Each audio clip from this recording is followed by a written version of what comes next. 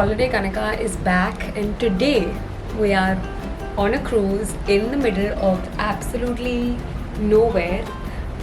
We're headed to Greece, so I decided that I would film a little bit about life on deck, a little bit of my holiday, so that if not you, I have something to look back on.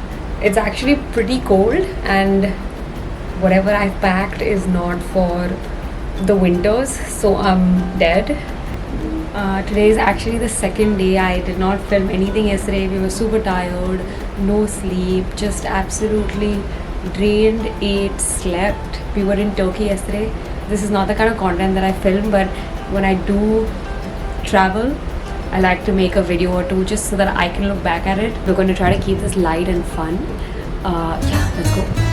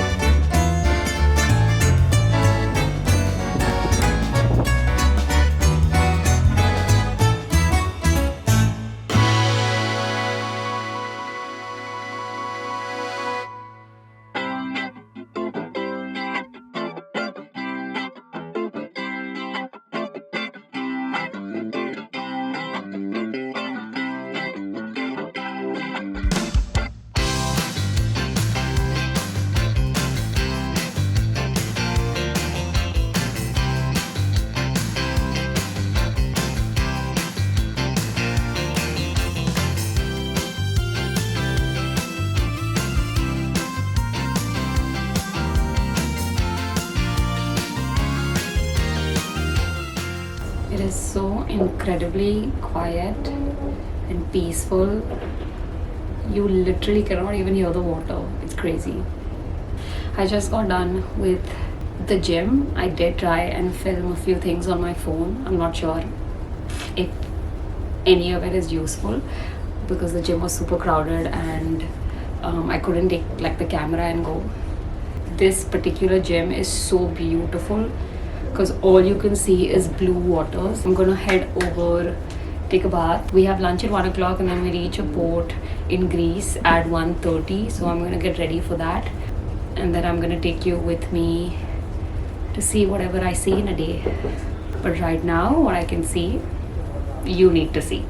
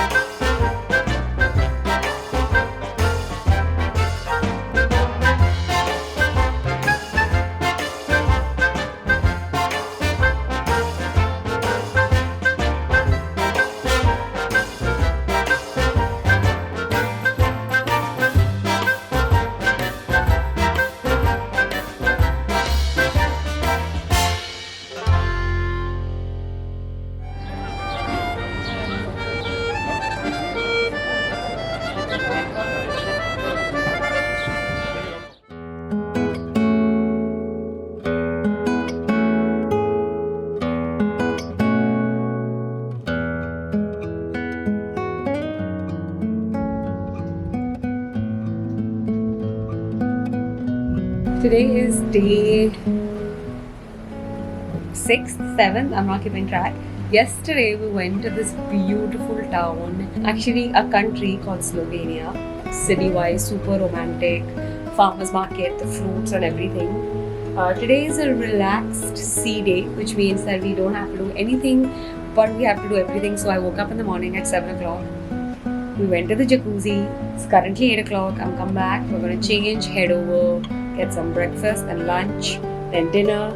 At any given time, there is so much going on this cruise. Be it morning, evening, afternoon classes, casino, theatre, like the bar is always happening. There are like late night parties and all themes.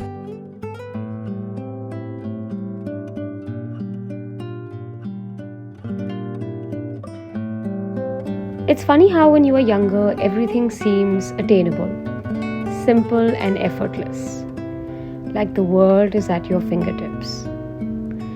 Young Kanika was super optimistic too. She always thought she was super special, like her hair flew in slow motion every time she walked into a room. Opportunities were endless, relationships were honest, and life had no bad or sad days. Almost like a movie, it always seemed to work out for her at the end. Then I grew up and life happened. And it slowly made a very confident 16-year-old feel like she was too much and too little all at the same time. For someone who counted down her birthday a year in advance, she stopped caring about it altogether. Like suddenly everyone around her was far better than her.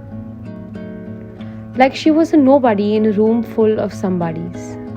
That all she was an imposter and all she could ever do was mediocre.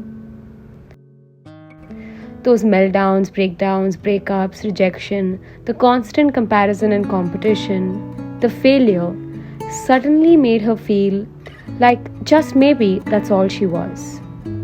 An extra in someone else's story. A supporting character to someone else's achievements, a plus one to someone's life.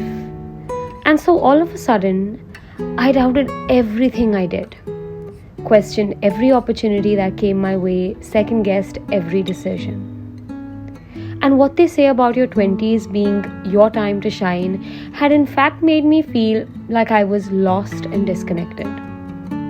Was I not as special as I thought growing up? Would young Kanika be proud of who I am today? Did I need to have a blue tick or 100k followers to finally feel like a somebody? Were they right when they told me that I was not as important as I once thought I was? That I needed to want less from life, dream smaller, be more relatable? Is there all there was in store for me? And just as I had begun to accept this, social media came to the rescue. Somehow through those constant thoughts, the internet started to remind me that I was going through life merely existing.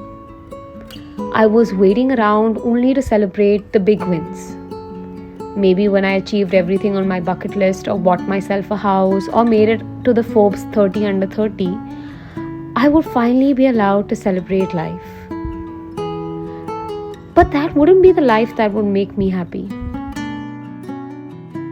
So thanks to Instagram and YouTube algorithms, it was finally time to find my main character energy.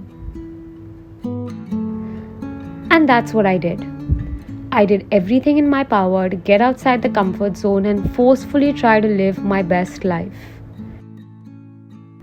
To step out of the shadows and to finally take charge again. I had the power to change my present. Today was going to be different. Today was going to be a day of self-discovery and empowerment. Today I was going to choose me again. And as days turned into weeks and weeks into months, somehow that one mindset shift changed everything. I had now started to romanticize the little things, the simple things, the everythings. The big things in life are important, but I wouldn't be anywhere without the little less important ones. Like waking up every morning, getting to move my body every day, having friends and family around me, having a job that gave me financial freedom, getting to travel. Those are the most beautiful parts of my journey.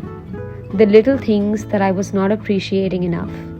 The little things that were giving me the confidence to feel like I was main character of my movie again. That I had complete control about where my story was heading and how I decided to live it. The truth is that it doesn't matter if I am nobody to you. Because the only person that needed to treat me like main character was me. And if I don't do it for myself, nobody will. And I don't think I can live the rest of my life feeling like I lived it on the sidelines. Like I could have done more with it.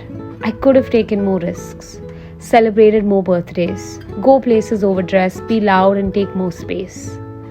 The only person that gets to decide where my story goes and what role I play in it is me.